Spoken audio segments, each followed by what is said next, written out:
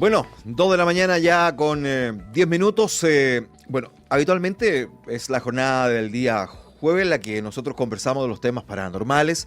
Ya tenemos siempre a Paranormal Austral con Agustino Oyarzún desde Puerto Montt, pero bueno, ayer la coyuntura nos jugó un poquito en contra, pero no es la excepción. Viernes también es un buen panorama para tenerlo. Nos vamos de inmediato hasta Puerto Montt. Ahí está Agustino Oyarzún. ¿Cómo estás, Agustino? Un placer saludarte. Hola Mauricio, estoy bien, gracias. ¿Y tú? Muy bien, gracias por estar ahí y por permitirnos cambiar el día por la coyuntura de ayer, pero bueno, para hablar de Animita yo creo que cualquier día es una buena oportunidad, ¿no? Exacto, siempre es un buen día para hablar, no de animitas solamente, sino que de cualquier tema paranormal en general. Es bueno conversar cualquier día, sobre todo en el trasnoche. Oye, bueno, yo quiero invitar a nuestros auditores que si quieren seguir esta conversación y ver las imágenes, porque también con Agustín tenemos imágenes para ir ilustrando la conversación, pueden hacerlo a través de nuestro sitio web. Lo puede hacer a través de biobiotv.cl, canal 39.2. Ahí están las imágenes y él nos va a ir un poco ilustrando, mostrando y nos va a ir contando parte de estas historias. Agustín. Así es, Mauricio, pero antes voy a tomar una pequeña atribución. Voy a mandar unos saludos a los amigos que siempre comentan en Facebook, en YouTube, al amigo Eddie Crowley, Mario Durán Vergara, a Donay Zetan, a la señora Gloria Levicán, al amigo Cuervo, a David Deranguet, a Sergio Jara y a todos los trasnochadictos que están ahora conectados escuchando el programa y también viendo en BioBio TV. Saludos para ellos también y gracias por seguirnos porque ya tienes tu séquito de fans en definitiva. Claro. Sí, digamos, denominémoslo así, si quieres darle un nombre, pero bastantes personas que interactúan en la página, en Instagram, en YouTube también, gente con la que intercambiamos opiniones a veces, o me hacen consultas y trato de ayudar en la medida de lo posible. Bueno, ustedes... También que me sugieran temas. Claro, y además lo pueden hacer a través de la página en Facebook de Agustín, Paranormal Austral, así lo pueden encontrar a través de su página en Facebook. Así es, Paranormal Austral, dudas, consultas, proponer temas para conversar, que quieran escuchar más adelante, sugerencias, críticas también se aceptan siempre y cuando sean constructivas. Todos bienvenidos a la página. Ya, vamos con las imágenes y nos va contando la historia, Agustín. Bueno, vamos a comenzar con estas historias de las animitas. Yo supongo que casi todos estaremos familiarizados con alguna vez haber visto una por lo menos. Sí, ¿no es así? Claro, absolutamente. Sí. Generalmente se representan por estas especies de casitas que se construyen, pero ¿de dónde viene esto? Porque no es que simplemente empezamos a crear animitas de la nada, sino que este concepto se refiere a un lugar de veneración religiosa, en términos de que a las personas que han fallecido de manera trágica se les da cierta veneración como santos populares. Vamos a ir viendo ese término más adelante. Generalmente se hacen estos tipos de construcciones como capillas o pequeñas casitas que se construyen para, como ya había dicho, recordar el lugar de fallecimiento de alguna persona que haya fallecido en algún accidente automovilístico, que lo hayan asesinado, que haya tenido algún infortunio en ese lugar donde él cayó. Se levanta esta animita. ¿Y para qué se construye? Porque existe la creencia extendida de que el alma de la persona que ha fallecido en ese lugar queda rondando ahí mismo. Entonces esta construcción, esta casita vendría a ser una especie de refugio para que el alma de esta persona, para que el ánima, de ahí viene la palabra animita, de ánima, de alma, se pueda proteger en algún sitio mientras logra ascender o trascender a los cielos, según la creencia religiosa, ¿cierto? Y se les suele decorar con varias cosas, generalmente con velas, con fotografías, algún regalo, alguna prenda que haya tenido el difunto en vida, se deja en ese lugar. Y las construcciones son siempre las mismas, como te digo, siempre parecen unas especies de casitas, algunas más elaboradas que otras, pero la construcción siempre es la misma. Y se comienza a creer en alguna época que pidiéndole algo a ellos o solicitándoles algún favor, les estamos ayudando a ellos a trascender o a llegar a los cielos de manera más rápida. Porque cuando ellos cumplen estos actos de fe, cuando uno solicita una ayuda, un favor, o realiza esta oración demandante, le estaríamos ayudando a que pueda llegar más rápido al cielo. Entonces por eso se comienzan a realizar las mandas, ¿no es así? Y contra más favores cumple, obviamente va adquiriendo el nombre de la animita milagrosa. ¿Y de dónde viene toda esta creencia de hacer estas construcciones, estas casitas? De lo que estamos precisamente viendo ahora. Estos tipos de montículos de piedra o montañas de piedra, como quieras denominarle, se llaman apachetas y son populares, por llamarlo de esta manera, de alguna forma, en el altiplano de Sudamérica. Los indígenas creaban estas construcciones o estas apachetas, estos montículos de piedra, con la finalidad de hacer unas especies de templos en los cuales ellos solicitaban protección y ayuda mientras realizaban algunos viajes. También funcionaba para que ellos dejaran alguna ofrenda y solicitaran protección o ayuda en algún tema específico. No era precisamente que en ese lugar falleciera alguien y levantaban estas apachetas o estos montículos de piedra, sino que ellos los veían como una forma de venerar o de crear una especie de santuario para que ellos pudiesen solicitar favores. Después, cuando llegan los españoles a nuestro país, cuando, entre comillas, nos descubren, entre comillas, traen sus tradiciones y se mezclan. En el sur de España, no recuerdo muy bien en qué pueblo, estaría mintiendo si lo dijera, existe la creencia de levantar estas casitas o de realizar estas construcciones para recordar a las personas que han fallecido. Los españoles, al ver estas construcciones, asimilan que las apachetas en realidad son unas especies también de animitas que ellos tenían allá. Se mezclan estos dos conceptos y se empieza a extender, sobre todo en Chile y en Argentina. No así tanto en otros países, tal vez en Bolivia, Perú, Ecuador todavía existen creencias sobre las animitas, pero en Chile está muy arraigado la creencia de las animitas y también en Chile. Es algo que se ve mayoritariamente en nuestro país y en el país vecino, ¿no es cierto? ¿Cuál es bueno, como ya dije, la denominación de animita viene del diminutivo de ánima, de alma. Desde ahí se crean las animitas.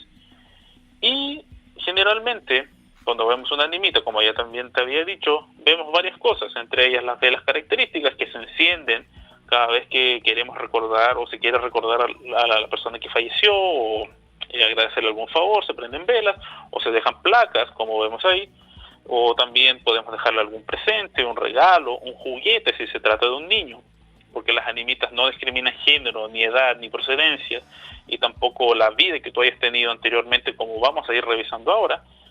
Y lo otro que suele ser bastante peculiar, o yo encuentro bastante particular, es que se dejan botellas con agua. No sé si tú alguna vez has visto una animita que tenga botellas con agua. Sí, en ocasiones suelen ser y son muchas.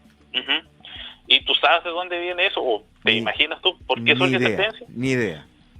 Mira, esta historia surge en el país de nuestros vecinos, en Argentina, con la historia de Olinda Correa, también conocida como la difunta Correa.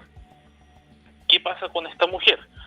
Por allá por el 1840, ahí vemos unas imágenes de ella precisamente, en su santuario, de Olinda Correa, como también te decía, por allá por el 1840, su marido, una persona que la obligaron, porque ese es el concepto, fue obligada a participar en la guerra civil de esa época, se lo llevaron obligadamente hacia las montañas a combatir. De Olinda, y así se llamaba, algunos dicen que se llamaba Deslinda, pero para términos concretos se le suele conocer como de Olinda. Entonces decía, de Olinda, asustada y también devastada porque se llevaron a su marido, le quitaron a su marido, decide ir tras de los soldados junto con su pequeño hijo. Se hace unas bolsas con viandas, con unas botellas con agua y se va a la montaña, camina por el medio del desierto sin saber a dónde se dirigía. Simplemente ella siguió unas huellas y pensó que iba detrás de la caravana de soldados. Sin embargo, llega un minuto en el que ella pierde el rastro, está desorientada en la mitad del desierto, en medio de las montañas, no sabe a dónde ir y ya sin agua, sin víveres, sin nada, decide refugiarse debajo de un árbol con su pequeño, con quien en ese entonces era un bebé solamente. Se queda debajo de un árbol y ahí fallece de Olinda Correa. Al otro día, después que ella falleció, la encuentran unos arrieros.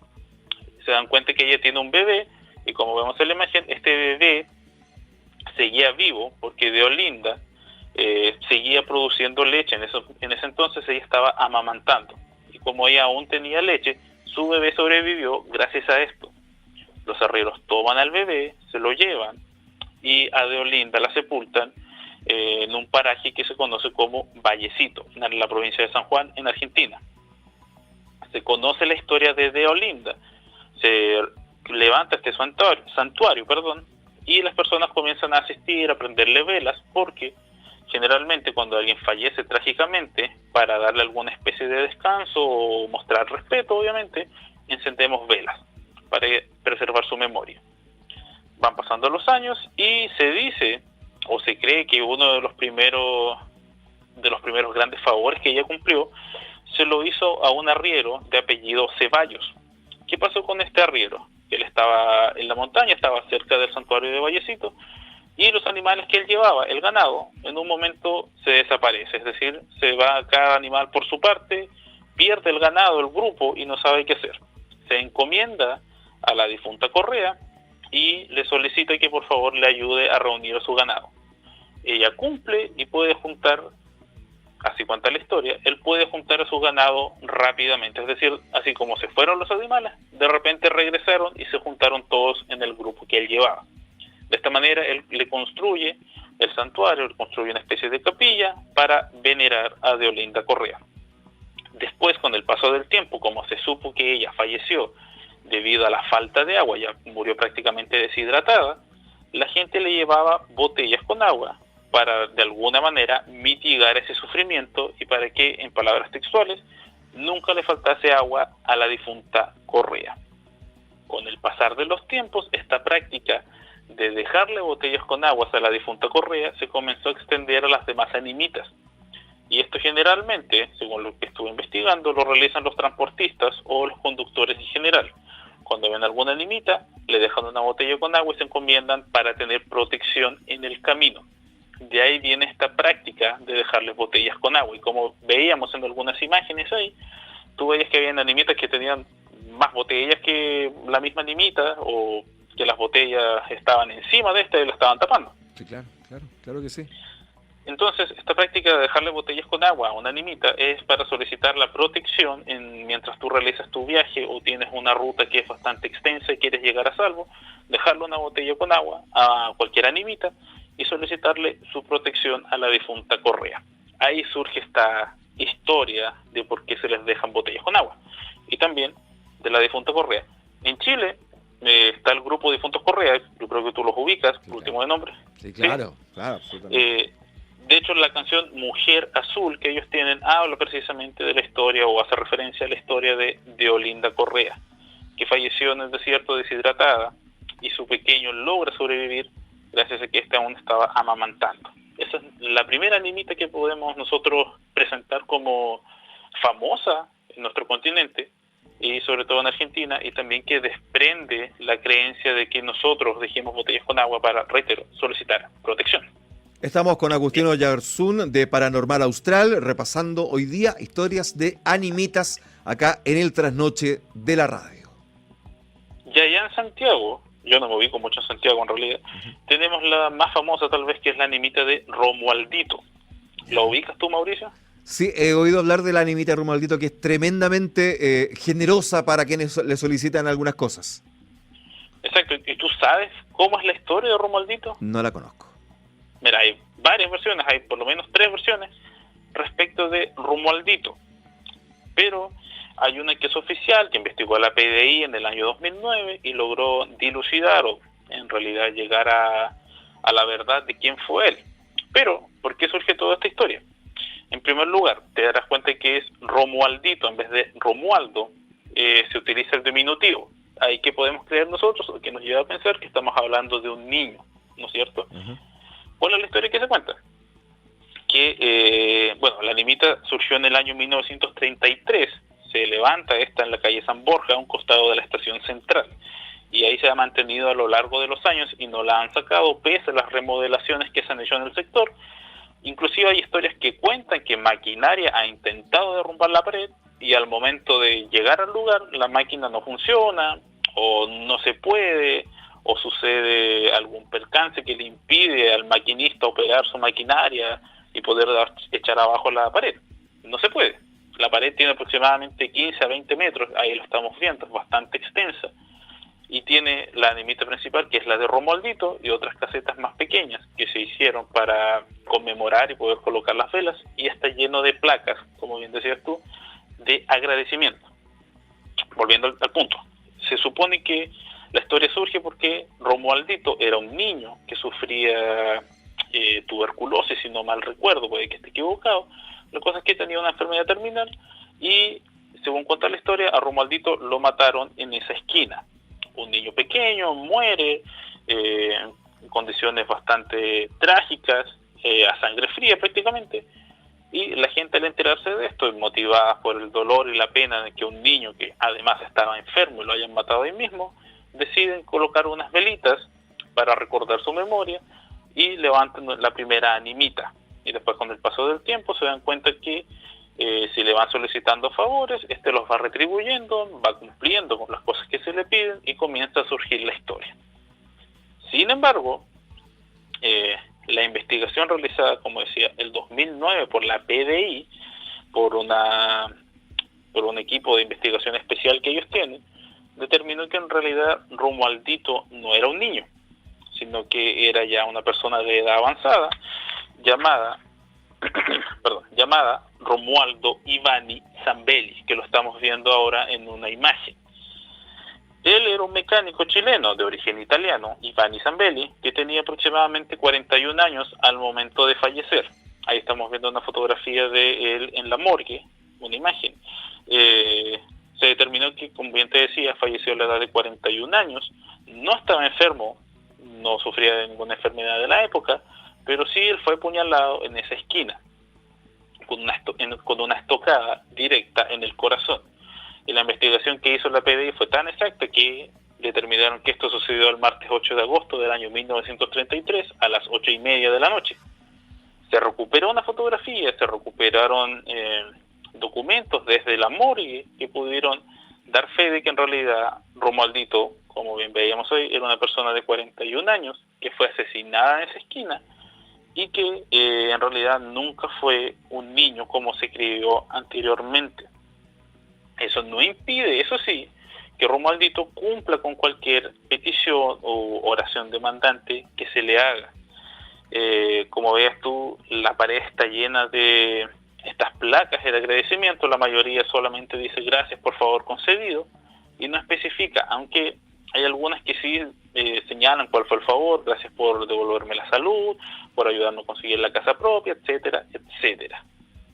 Esa debe ser, si no me equivoco, la animita más famosa que existe en Santiago. Hay algunas otras más, pero la de Romualdito es famosa por dos cosas, porque como bien decías tú, es extremadamente generosa, es decir, cumple la gran mayoría de los favores que se le solicitan, y además tiene una pared de 15 a 20 metros llena de placas, algunas muy antiguas, otras más recientes, de todas las épocas, de todas las formas, tamaños y colores. Es una postal bastante llamativa que está en Santiago Centro. O sea, en Santiago, perdón. Si quiere ver las imágenes, para contextualizar lo que está hablando Agustín Oyarzún, puede verlo a canal 39.2 o en www.biobiotv.cl. Ahí las estamos viendo a través del canal de televisión de Trasnoche de la radio, de Biobío la radio. Ahí están las imágenes donde podemos ir contextualizando un poco lo que nos está contando Agustín Oyarzún de las animitas en el día de hoy. Y hoy estamos hablando de estas que son las más emblemáticas. Hay muchísimas más, Agustín, por cierto, ¿no? Sí, hay muchísimas. Vamos a analizar solo algunas cuantas acá que se diferencian para que veamos que las animitas, como te decía, no distinguen edad, procedencia, origen o qué hayas hecho en tu vida anterior. Aquí vemos a Romualdo Ivani, que es una persona de 41 años que falleció trágicamente y surge toda esta historia. ¿Alguna vez, Mauricio, tú te has encomendado a una animita? No, nunca, fíjate. No. ¿Jamás? No, ¿Pero jamás. no has tenido la intención tampoco? No, o sea, he visto muchas, por ejemplo, pero no sé si son de animita. El tema en Viña está San Expedito, por ejemplo. Me llama mucho la atención la que está en la ruta 78, donde hay muchos peluches. Me llama la atención esa convocatoria que tienen habitualmente, pero nunca he ido en alguna en especial. Ah, ya. Bueno, sí, como dices tú, es que está llena de peluches, probablemente era de algún menor de edad, de un niño. ¿Cómo era un adolescente, si no me equivoco, no una niña. Ah, ya. Sí. Claro, entonces eso se coloca como una marca distintiva para tú saber quién fue ella en vida, o si era un niño, un adulto o un anciano. Entonces las van marcando de alguna manera para que las demás personas, los demás feligreses sepan quién era. La niña bonita, me acotan acá los auditores a través del WhatsApp, sí. Mira, ahora vamos a hablar de una animita, pero también de una niña, que es de Antofagasta, que se llama Elvirita. Su animita está dentro del cementerio de Antofagasta, según lo que investigué, y ella, Elvirita, falleció a los 14 años de edad, falleció entre comillas, la historia oficial dice que la asesinaron, otros dicen que en realidad ella se mató. Esto ocurrió en marzo de 1937.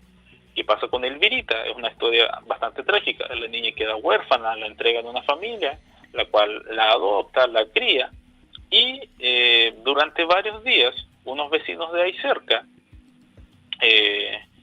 Miguel Díaz, María Díaz, Francisco Cañas y María Vega, invitan a Elvirita, que tenía 14 años, reitero, a su casa a jugar naipes. Ella va, ya el primer día va con su hermanito pequeño, entre comillas, va con otro niño, juegan, todo bien, perfecto. Otro día la vuelven a invitar a la casa y así sucesivamente durante varios días. El tema es que llega un día en que a Elvirita, los señores Cañas y Díaz le ofrecen, entre comillas, le ofrecen alcohol. Ella se niega, pero finalmente terminan emborrachándola. Con la chica ya un poco ebria, Díaz y Cañas se aprovechan de ella, la acosan y, según la historia oficial, es violada por estos dos sujetos. La chica, después despierta desorientada, se va a su casa, cuenta esta historia a su familia adoptiva. Sus padres deciden denunciar a la policía este acontecimiento. La niña está deshecha, en llanto, y después viene la reconstitución de escena cuando capturan a estos sujetos, que es al otro día. Se hace la reconstitución de escena, todo calza, perfecto, pero los señores Cañas y Díaz siguen negando que ellos hayan realizado algún tipo de intento siquiera de violación con la niña. Elvirita cuenta la historia que no pudo soportar la presión, no pudo soportar que no le creyeran, que la trataran de mentirosa, y acabó con su vida dándose un disparo. Otras fuentes señalan que en realidad fue el señor Cañas el que le dio un disparo a Elvirita y dejó la pistola en su pieza y después se fue. En fin, el tema es que ella fallece de esta manera. Luego de haber sido violentada sexualmente, ella fallece. Es sepultada a los pies de un cerro, porque su familia tampoco tenía mucho poder económico adquisitivo, es enterrada a los pies de un cerro, y después unos estudiantes de una escuela local, de Antofagasta, de ahí mismo, deciden hacer una colecta para que Elvirita pueda ser sepultada en el cementerio y no quede fuera de en un terreno no sagrado, por llamarlo así. Se junta bastante dinero y trasladan a Elvirita al cementerio. Una vez estando ahí, la gente comienza a prenderle velas para pedir por su alma, para pedir que ella pueda descansar, y también comienzan a solicitarle favores, porque reiteremos, la creencia popular de solicitarles favores a las animitas es porque existe la creencia que nosotros debemos brindarle ayuda para que puedan llegar al cielo. ¿Y cómo consiguen ellos llegar al cielo? Cumpliendo favores o realizando peticiones de nosotros los vivos. Es decir, mientras más cosas les pidamos a ellos y las puedan cumplir, más fácil va a ser para ellos trascender y llegar a los cielos. Entonces, Elvirita comienza poco a poco a cumplir diferentes favores, la gente se da cuenta que ella es una animita milagrosa y comienzan a crear un verdadero santuario dentro del cementerio, en imágenes que podemos ver ahora. Como te digo, ella cumple también, es bastante milagrosa, según lo que cuentan los relatos. Con el paso del tiempo se decide trasladar su tumba, dejarla en otro lugar, para que la gente pueda ir exclusivamente dentro del cementerio a solicitar algún favor a Elvirita, a pagarle alguna manda, a dejarle alguna placa, etcétera. Es un verdadero templo dentro del cementerio. Y aquí sí se trató de una niña. Respecto a los señores Cañas y Díaz, fueron condenados a cárcel, pero con una pena bastante irrisoria. A Francisco Cañas le dieron 6 meses y a Miguel Díaz le dieron 3 meses por haber violentado sexualmente a esta niña. Es decir, fue prácticamente una burla lo que pasó acá, y la gente en base a eso también comienza a darle el estatus de santa a esta pequeña. Oye, aquí estábamos viendo una imagen de lo que nos comentaba hace poco Cano Brito, ¿no? Cuando anunciamos que venías tú en este bloque de Emilio Dubois. Émile Dubois, ladrón y asesino francés, supuestamente, porque la historia al final terminaría siendo otra. Bueno, Émile Dubois, Valparaíso, cementerio de Playa Ancha. En el año 1907, Émile Dubois fallece o es condenado al pelotón de fusilamiento por sus actos criminales, que parece que en realidad él no los cometió. Bueno, Émile Dubois llegó a Chile en 1883, cuando tenía 16 años. Llegó específicamente a Valparaíso. No consiguió trabajo de nada porque no le dieron visa de trabajo, le dieron una visa de mendigo, que era la que le podían dar. Como no podía trabajar, se inventó varios nombres. Él no se llamaba Émile Dubois. En realidad tiene un nombre, pero no se sabe si en realidad era su verdadero nombre porque usó varios alias durante su vida. Se llamó Emilio Morales, Émile Murraley, y el más famoso fue Émile Dubois. Recordemos, él era de origen francés, llega con 16 años a Chile. Como él utilizaba estos nombres y como tenía fama de estafador, se dedicó a eso, a estafar a gente. Le inventaba negocios o les hacía alguna treta para que ellos cayeran y les dieran dinero. Sin embargo, no le resultó. La gente no le compró sus promesas a Émile Dubois y se comenzó a ver sumido en la pobreza poco a poco. ¿Qué fue lo que hizo entonces? Cambió su modus operandi. Decidió dedicarse a otra cosa. Según cuenta la historia, como vamos a ver más adelante, eso después parece que nunca fue así. Entre 1905 y 1906 se dice que Émile Dubois asaltó y dio muerte a 4 personas, todos ellos europeos pertenecientes a la burguesía de la época: Ernesto Lafontaine, Gustavo Titius, Isidoro Challe y Reinaldo Tillmans, quien, según los cronistas de la época, los periodistas de la época, señalaban a estas 4 personas como usureros o personas poco agradables o que trataban bastante mal a sus trabajadores y no tenían escrúpulos a la hora de hacer negocios o de quitarle cosas a la gente. La gente los tildó, o sea, la prensa de la época no los tenía bien vistos a estas personas que supuestamente asesina Émile Dubois. ¿Qué es lo que pasa entonces? La gente considera que Émile Dubois es un Robin Hood chileno, porque le quita a los ricos para dárselo a los pobres, que en realidad supuestamente es lo que él hizo.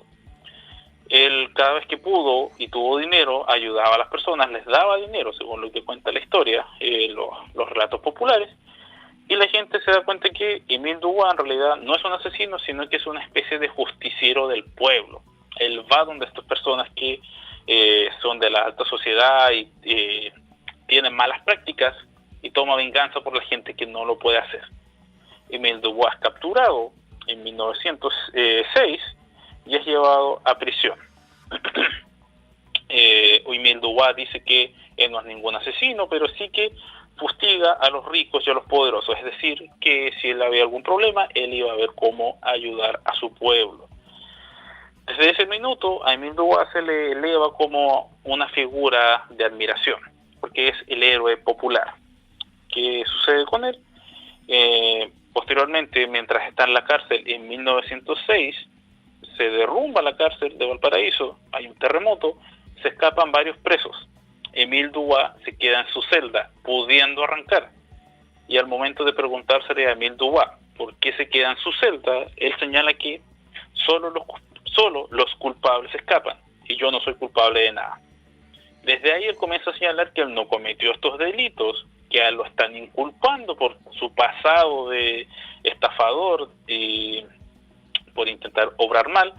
Se les indica a él como el autor intelectual de estos asesinatos.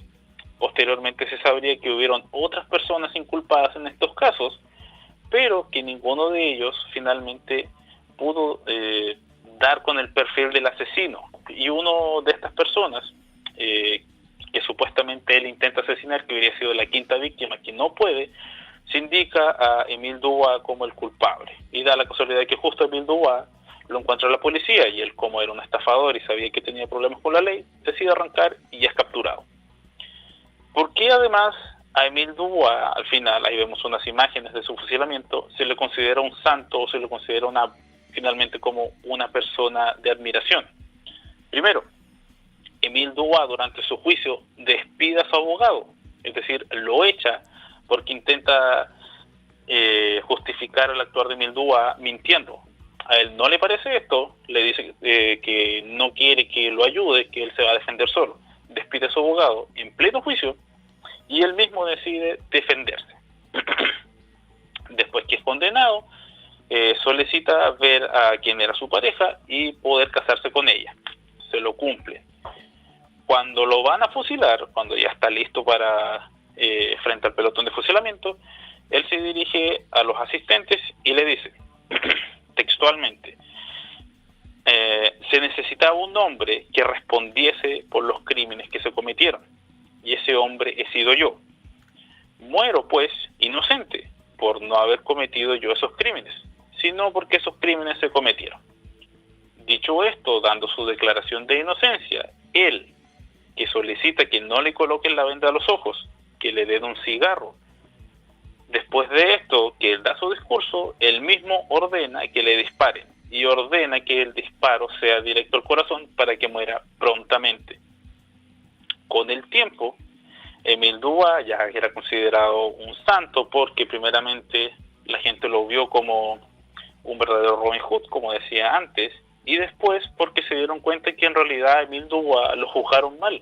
Al parecer, si bien él obró mal en algún momento de su vida, no cometió estos crímenes.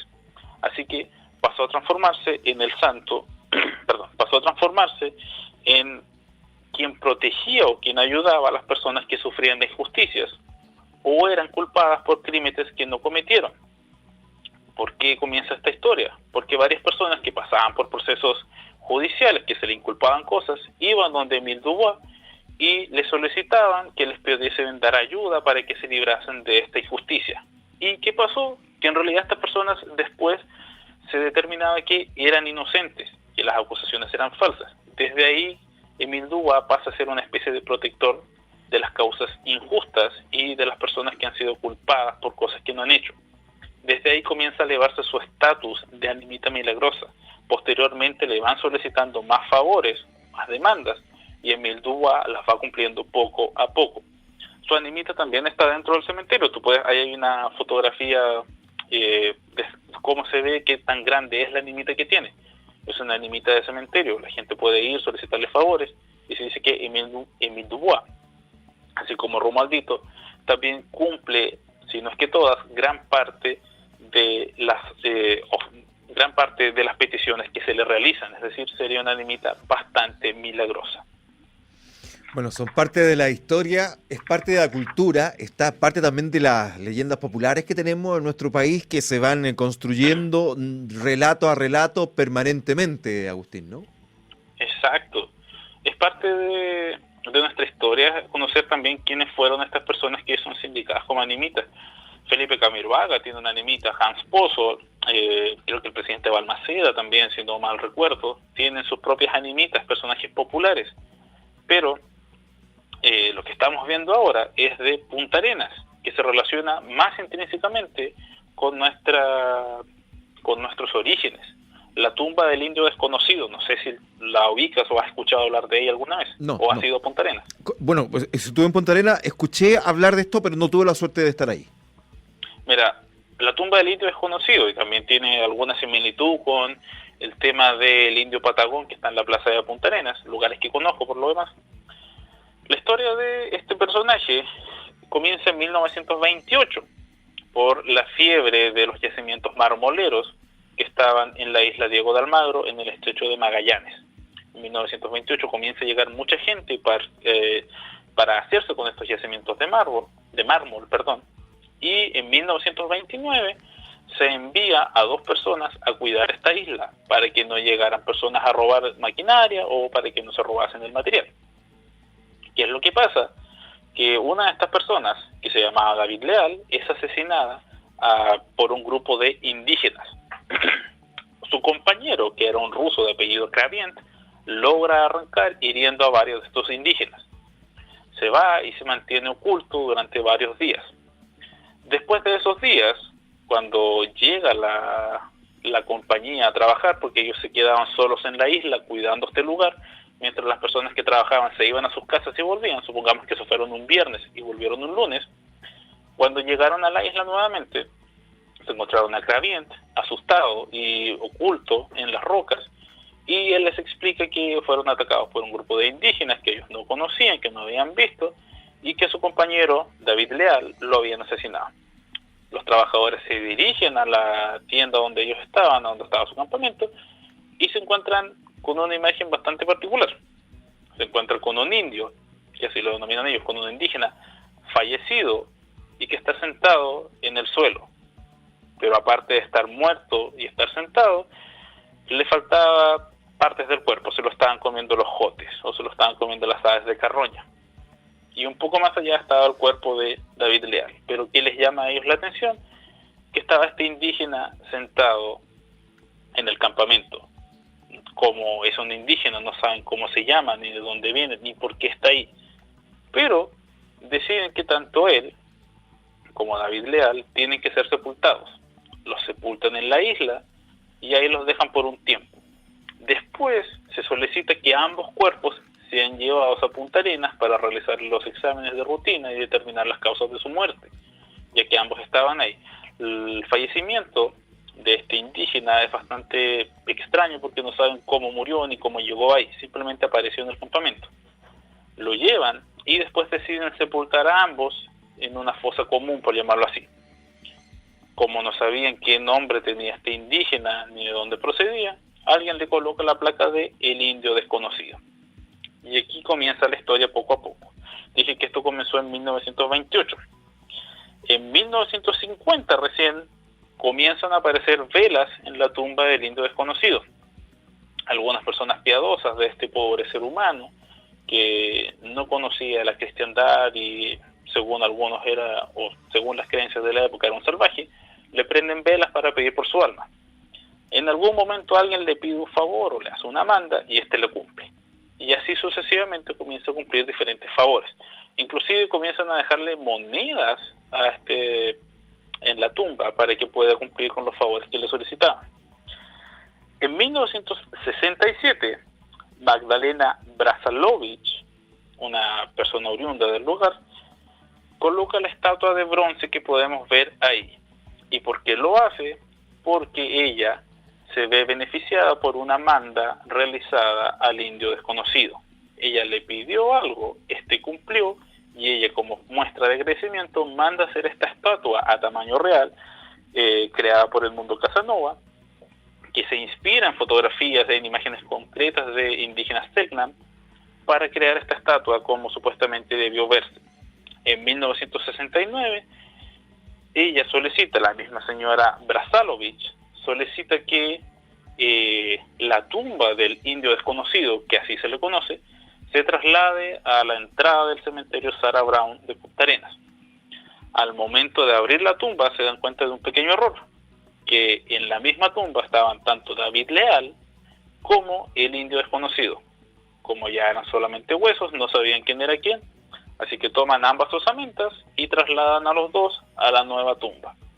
Ahí permanecen hasta 1984, cuando se cambia definitivamente al sector, al costado norte del cementerio de Punta Arenas. ¿Cuál es la particularidad que tiene esta animita? Así como varias animitas milagrosas, que es capaz de cumplir prácticamente cualquier favor que tú le solicites.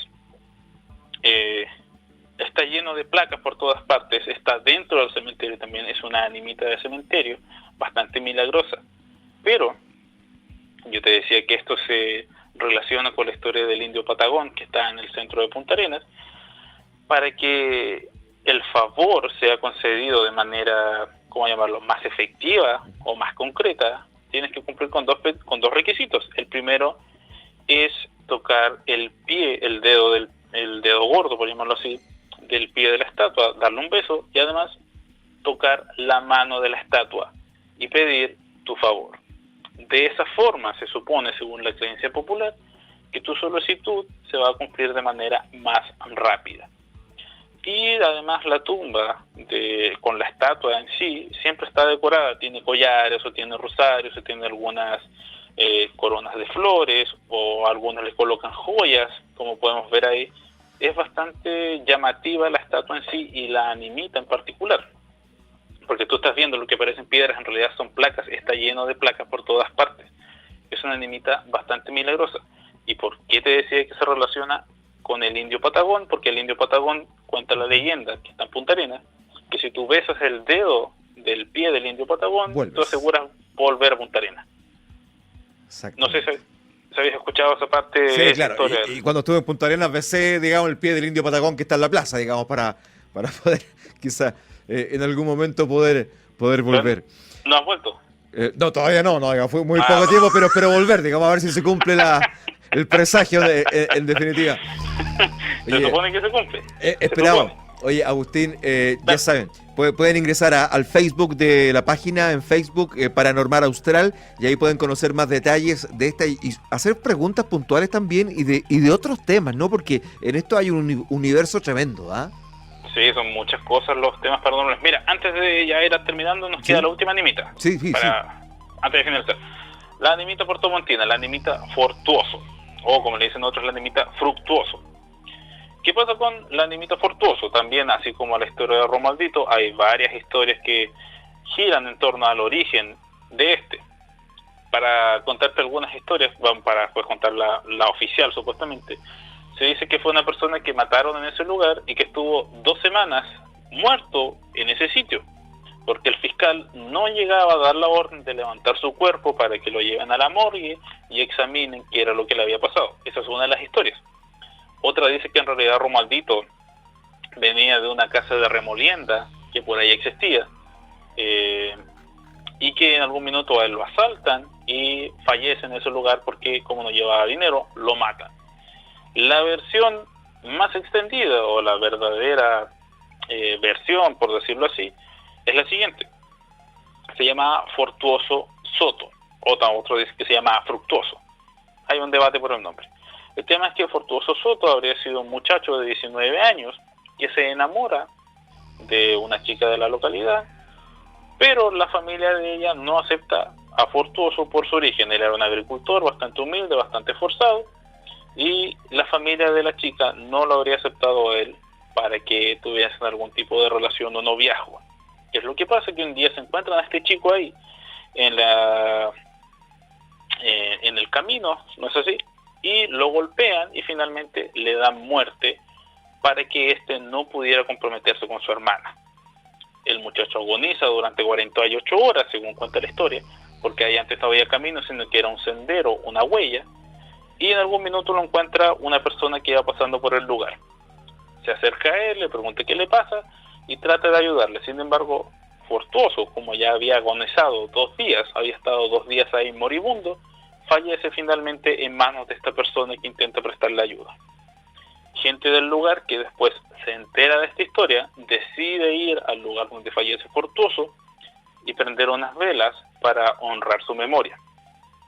Con el tiempo alguien construye una caseta, como lo que podemos ver ahí, para poder resguardar las velas y que el alma de Fortuoso, que debiese estar vagando por ahí, tuviese un lugar donde refugiarse durante las noches. Con el pasar de los tiempos se van construyendo más casetas hacia los lados. Ese lugar donde está el animita Fortuoso, te mentiría si te dijera cuántas animitas hay, pero hay muchas animitas en ese sector. De hecho, el sector se conoce como el sector de las animitas. Y hay muchas animitas ahí que se fueron levantando con el pasar de los años.